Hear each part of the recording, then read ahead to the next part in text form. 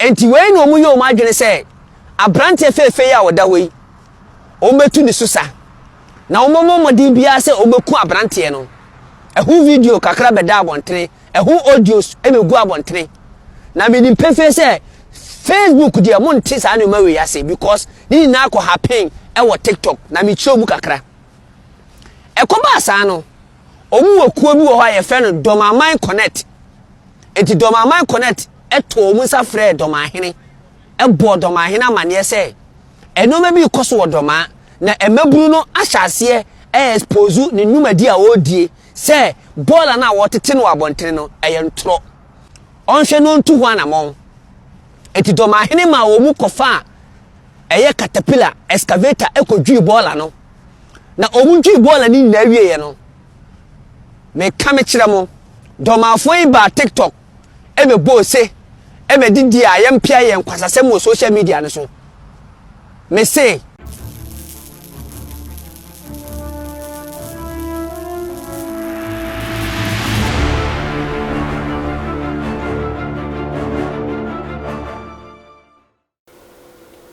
Mimwa kwaba eba Skeleton Man TV. So Skeleton Man TV ana wushi. So when your first time and your bomodin subscribe. Me a notification is to send you anytime bia ya di video betumuno. One son sabe kan wenye bia ushabia comment fa ho. Chere wa dwen efa video no ho bia like video no na share emo bia so enya bi hwe. Bidasi bebre abusia say die adani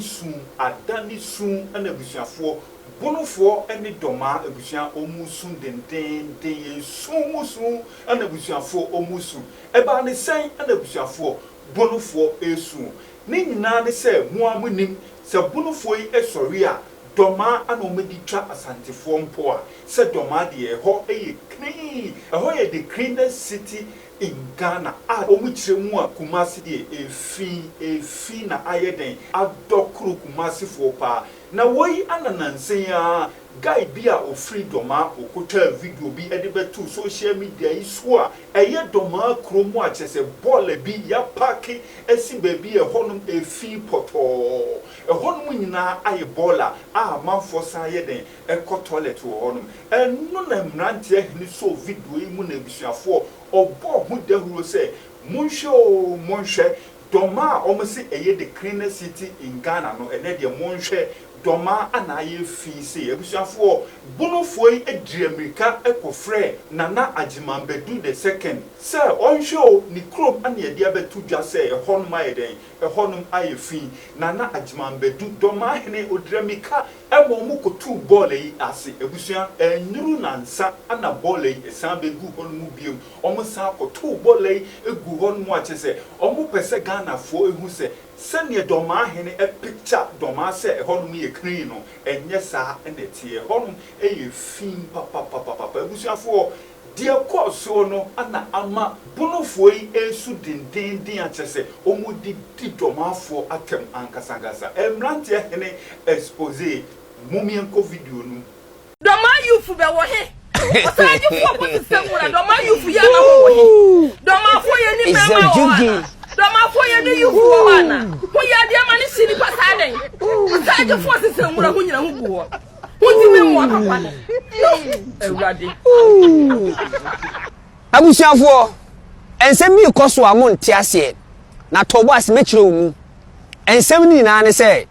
Dormaafo ba betena bontere se omu de Dormaa de eho ye kroje efi bia anye de eni ho na asem we ni titru pa ejina TikTok but wo mu ni TikTok mo no wadwene be ya o se bibia enko so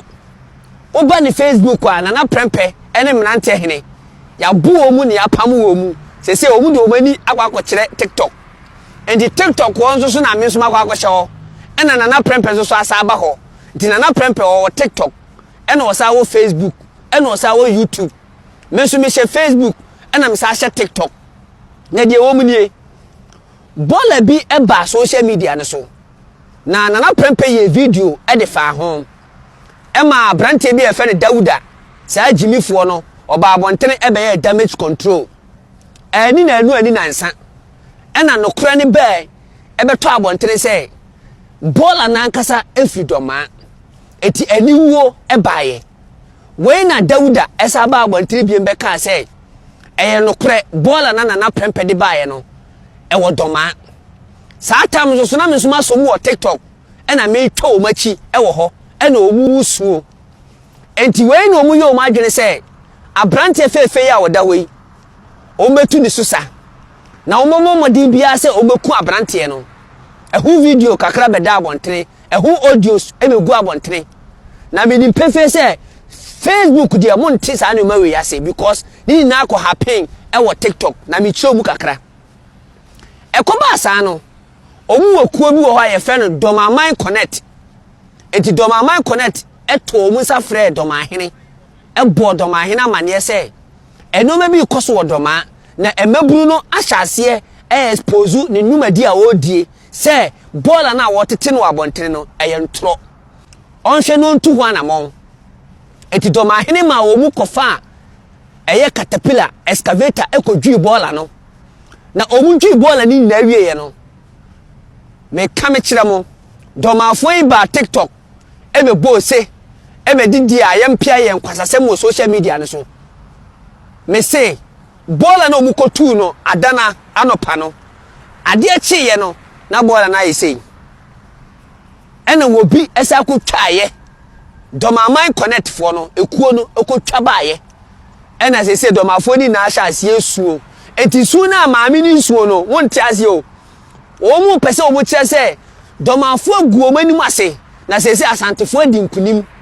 because asantefo edi ehuni na eye na omu di no ma bi sie se Dormaa efi ni wo eti bola ne beda abontere no ehunsu a wo su eni no ai eji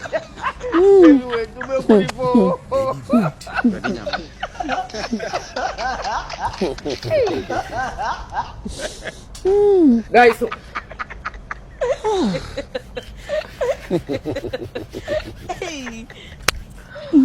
guys mfancheme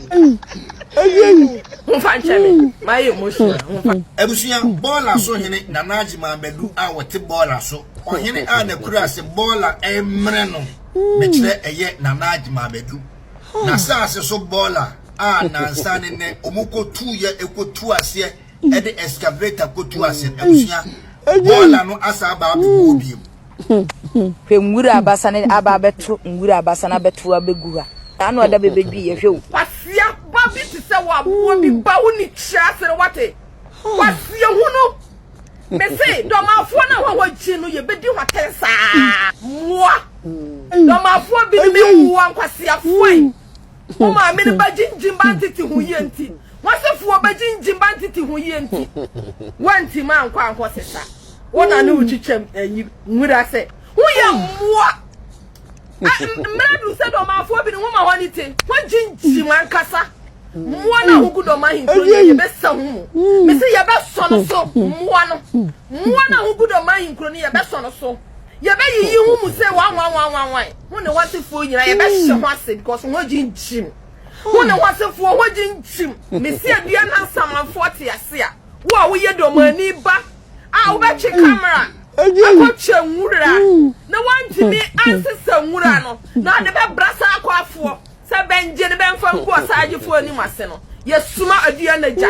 adua na samanfo adua na busumwa adua na nyina wotira adua na nsuo wotira Dormaahene kro nsuo wotira Dormaahene kro na atena do abusia okoto so obi to no osu a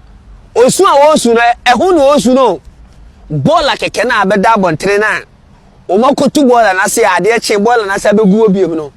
ehu su nkuan no na we na momo se moni ye be kontokwa Dormaafo we kitomo ye na moso moni asantefo be kontokwa bola keke no husu bola keke no husu na wo betimi ni asantefo akontokwa atweche keke na ye de ma wo no wa betena social media a husu nyansa be ne wo nyansa sembe pa na wo esu a husu ni wajimi mu ye fi Dormaafo mu ye fi ankasa bola yi beda abontin hwesu a wusu e de mfaso na be kan mo mu jimi nko na mo kopra mo ye mpreko ye pra mo ho anase edwale mo kora na mo sa de mo ho beto efinim hwe kurase sema wo ba bi to a wo su kan na kokko pra we wo sole a wo se wo ni asantefo be kontokwa ana domaafo ye nimkuo doma kwase hwe mukrom bola hwe bola na adokrom sa ade bi no oni asantefo be kontokwa enye su na be su social media so esu na obesu wo social media so hwe jimi pa wo jimi hey enti we na wo se mo ni asantefo mo be kontokwa no we na mo se mo ni asantefo mo be kontokwa no mo ye ntwamoa we ye ba bro mo fucking we so na mo hwe de beba biem kwasiafo usu unya nsu kra na we keto we na so ni asante be kontokwa poba bi tena kwa na fa mo jimi fro ko efifo Obusua ene Mmrantiehene expose ane edi bremo no edien ana wo ka fa ho comment section wonu na kire wa adwen efa sansem ne ho hanom eye Skeleton Man TV we see a top for mo je de bebre wo di se we your first time mo ene bomodin subscribe mia notification so click on no send video bia ye di betumu no won som sabe kan no nya bia hwa Midasi bebre.